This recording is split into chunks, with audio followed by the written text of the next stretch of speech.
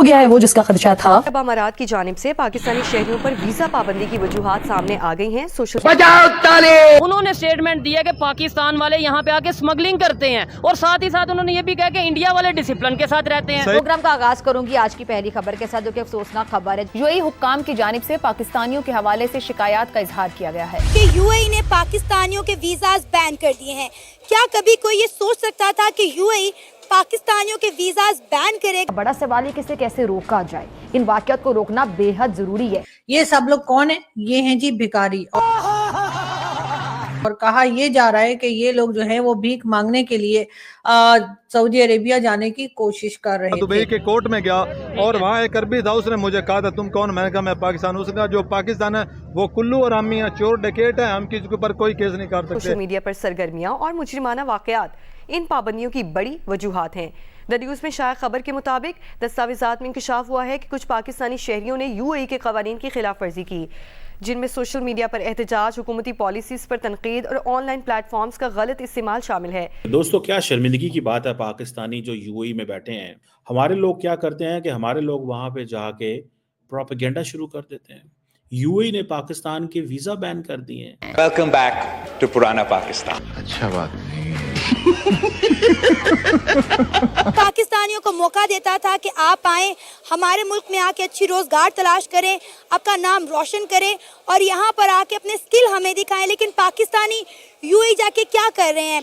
चोरी कर रहे हैं, चिकारी कर रहे हैं, क्रिमिनल एक्टिविटीज में पार्टिसिपेट कर रहे हैं। पाकिस्तानी लड़कियां यूएई में जाके कॉल गर्ल्स बन रही हैं, जिसकी वजह से यूएई ने पाकिस्तानियों के वीजाज बैन कर दिए हैं। दोस्तों, फिर से भिखारी पाकिस्तानियों को लगा बहुत बड़ा झटका और इंटरनेशनल बेइज्जती भी हुआ, क्योंकि यूएई ने हाल ही में पाकिस्तानियों को वीजा बैन कर दिया है। अब तो पाकिस्तान की आर्थिक स्थिति और भी ज्यादा खराब होते जाएगा, क्योंकि ये सब के सब भीख मांगे हैं। पाकिस्तान के कहीं कोई देश में घूमने जाते हैं तो भीख मांगने के ही फेर में लग जाते हैं और इनके नागरिक भी यूएई में जाके भीख ही मांगते हैं। दोस्तों, यूएई वालों ने इनको बहुत ज्यादा ऑफर दिया था कि कोई भी पाकिस्तानी आए और अच्छे से यहाँ पर आए और अच्छे से कोई भी गैर कानूनी काम ना करे जैसे इंडियन आते हैं। लेकिन इन भिखमंगों और भिखारियों को आदत है गैर कानूनी काम करने को और यह सोचते हैं कि हम कोई भी काम ना करें और पैसा बहुत ज्यादा आ जाए, जैसे चोरी करने लगते हैं यूएई में जाकर। और लेकिन यूएई वालों ने भी इनको बहुत अच्छा सा प्रतिबंध लगाया है और इनके सारे फर्जी पासपोर्ट पकड़ के और जितने फर्जी काम पाकिस्तानी कर रहे थे वो सब पकड़ के यह उनको पाकिस्तान भेज दिए और पाकिस्तानी वीजा बंद कर दिए और पाकिस्तानियों का हो गया है बहुत ज्यादा बुरा हाल। तो चल लगता है कि पाकिस्तानी और भी क्या कुछ बोल रहे हैं। बने रहिए वीडियो के प्रोग्राम का आगाज करूंगी आज की पहली खबर के साथ, जो कि अफसोसनाक खबर है। यूएई हुक्काम की जानिब से पाकिस्तानियों के हवाले से शिकायत का इजहार किया गया है। अब बड़ा सवाल है कि इसे कैसे रोका जाए।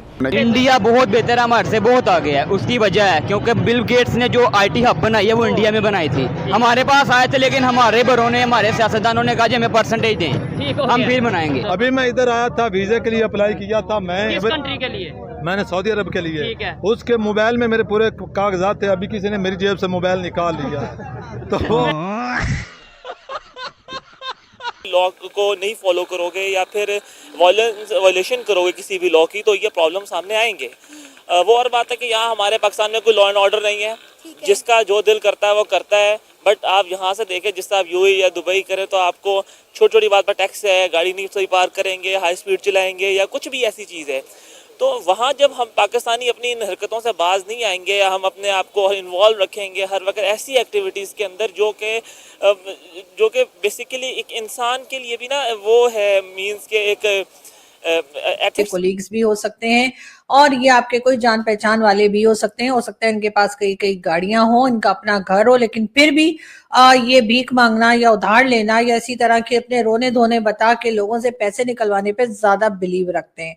लेकिन ऐसा मामला या ऐसा हाल जो है पाकिस्तान का क्यों हो गया, उसकी खैर एक वजह तो ये भी है कि जहां के मिनिस्टर्स और प्राइम मिनिस्टर्स और प्रेसिडेंट और हर तरह के जो सरकारी ऑफिशियल्स हैं, अगर आपको वो जगह जगह जाकर कभी सऊदीया, कभी चाइना, कभी आईएमएफ और कभी वर्ल्ड बैंक, हर जगह जाके जब वो आपको पैसा मांगते हुए दिखेंगे तो आम पब्लिक भी यही सोचेगी कि चलो जी काम काज क्या करना है, इसके बजाय थोड़ा भीख मांग के और थोड़ा अपने रोने धोने करके और डोनेशन की तरह से या लोगों से जो है किसी ना किसी तरीके से हमदर्दी के पैसे ले लिए जाएं। शुरू कर देते हैं। यूएई ने पाकिस्तान के वीजा बैन कर दिए हैं। मतलब कोई तसव्वुर कर सकता था कि यूएई भी पाकिस्तान के वीजा बैन करेगा? यानी यूएई का वीजा ऑन अराइवल है। दुनिया में हर मुल्क के लिए ऑलमोस्ट यूएई का वीजा ऑन अराइवल। और पाकिस्तानी किस चीज में इन्वॉल्व है? चोरी, चकारी, एम्बेजलमेंट, फ्रॉड, बैगिंग, मतलब मांगने में। मतलब लोग यहाँ से 70-80 हज़ार, लाख, 1.5 लाख रुपए की टिकट लेके दुबई में जाके मांगते हैं कि रियाल में पैसा मिलेगा या दिरहम में पैसा मिलेगा। ये क्या बात हुई भाई? प्रोस्टिट्यूशन में इन्वॉल्व है, ड्रग रिलेटेड क्राइम्स में इन्वॉल्व है। और उन्होंने पाकिस्तानी एम्बेसडर को बुला के, जाहिर बात है जब एम्बेसडर को ये बुलाया जाए कि आपके लोग इस तरह की हरकतें कर रहे हैं, हम वीज़ाज रिस्ट्रिक्ट कर रहे हैं या बैन कर रहे हैं कुछ लोगों के लिए। मुझे रिसेंटली किसी ने बात बताई, मैंने कहा यार दुबई जाने की बात हुई कि मौसम बड़ा अच्छा है, दुबई जाना चाहिए। उन्होंने कहा जी आपकी उम्र कितनी है? मैंने कहा जी क्यों? उसने कहा आजकल छोटी उम्र के लोगों को वो वीज़े नहीं दे रहे, जिनकी उम्र 50 के अराउंड है उनको वीज़े दे रहे हैं। मैं कहा हाली मैं एडा बुढ़ा तो नहीं होया, but the point is that कि ये कोई बात तो नहीं है कि मतलब अगर कोई बंदा जाना चाहता है and if he has a valid passport he should be allowed. मैं अक्सर पाकिस्तान के एयरपोर्टों के ऊपर मैं शो डालता था। मसला ये है ना, हमारे जो हुक्मरान है बिल्कुल बेवकूफ़ है, ना अहल हैं। जो भी आया है ना अहल आया है, कोई हमें अच्छा नहीं मिला। उसके बाद जो हमारे गरीबों के एहतराम नहीं किया, जब हमारा एहतराम गरीबों का नहीं करेंगे वो आगे से क्या करेंगे? ऐसे ही है, जब हम अपनी रिस्पेक्ट खुद नहीं करेंगे, अपनी रिस्पेक्ट अपने सीनियर्स की रिस्पेक्ट खुद नहीं करेंगे, दुनिया कैसे हमारी? बिल्कुल सही कह रहे हो आप। हम बिल्कुल आप पिस किए हैं, बिल्कुल कोई बेहतरी की उम्मीद नजर आती बिल्कुल नहीं है, बिल्कुल नहीं है। अल्लाह हिदायत है, बस अल्लाह हिदायत है। आए जी मजीद किसी से बात करते हैं। अस्सलाम वालेकुम। अच्छा भाई आपसे ही बात करेंगे। ये देखें यहाँ पे बड़ी तादाद में लोग इकट्ठे हो जाते हैं क्योंकि शायद आवाज़ नहीं उस तरीके से आगे पहुँचाई जाती या बात नहीं करने दी जाती, जिसकी वजह से जब कोई आता है तो बड़ी तादाद में लोग इकट्ठे हो जाते हैं। क्या कहेंगे आप? क्या कोई बेहतरी की उम्मीद? और दूसरे नंबर पर ये है कि उनकी क्यों रिस्पेक्ट की जा रही है? क्या उनका एजुकेशन बेहतर है? क्या वो वाकई में बहुत डिसिप्लिन है इंडिया वाले? सर मैं आपको बात एक बता दूं कि पहले हम कहते थे ना कि हमारे हुक्मरान आएंगे तो चेंजेस आएंगी, तब्दीलियाँ आएंगी, हम थोड़ा सा ना अच्छे में बेहतरी आई जाएगी मुल्क में। ठीक है। बॉदर करती थी कि मेरी इज्जत कोई चीज़ है, ठीक है। अब लोगों ने इज्जत इतनी सस्ती कर दी ना, उन्होंने कहा चलो जहाँ पर 1 लाख रुपया भी आता है ना, वहाँ इज्जत कौन सी बड़ी चीज़ है, आज है कल नहीं है। सर बिल्कुल ये हमारे लिए लम्हा फिक्रिया है कि हमने 2 कौमी नज़रिए की बुनियाद पर हिंदुस्तान से अलग हुए थे। इस्लामी जमहूरिया पाकिस्तान कलमे की बुनियाद पर हमने इस पाकिस्तान का असूल हासिल किया था, और आज देखें दूसरे इस्लामी ममालिक ही हमें वीज़ाज नहीं दे रहे, उन्होंने हम पे बैन लगा दिया है। इंडियंस को धड़ाधड़ सऊदी अरेबिया में जो है वीज़ा ऑन अराइवल मिल रहा है, यूएई में उन्हें वीज़ा ऑन अराइवल मिल रहा है। कई ऐसी इस्लामिक कंट्रीज़ हैं वो इंडियंस को वीज़ा ऑन अराइवल दे रही है। वो ममालिक हैं जो इस्लामी ममालिक हैं, लेकिन पाकिस्तानियों को एंट्री नहीं दे रहे। और वो मुल्क जिसे हम काफिर कहते रहे, जिसको हम हिंदू कहते रहे, जिसको अपना दुश्मन मुल्क कहते रहे, आज वो मुस्लिम ममालिक पर राज कर रहे हैं। मैडम मैं आपको ना एक बात बताता हूँ, ये काफिर हिंदू ये कुछ नहीं होता। देखिए हर इंडिया में हम ज़्यादा मुस्लिम्स हैं, ठीक है। वो एक सेकुलर कंट्री है। अब वो और बात है कि मेजोरिटी वहाँ इवन ऑड होता रहे, दैट्स अनदर थिंग। लेकिन बॉर्डर्स नहीं है मुस्लिम्स के लिए। मुस्लिम्स का अल्लाह ताला ने निज़ाम बॉर्डर्स पे तो नहीं रखा कि हम कलमा पढ़ते हैं, अब वहाँ है कोई दुबई है कोई, we all are Muslims, got it.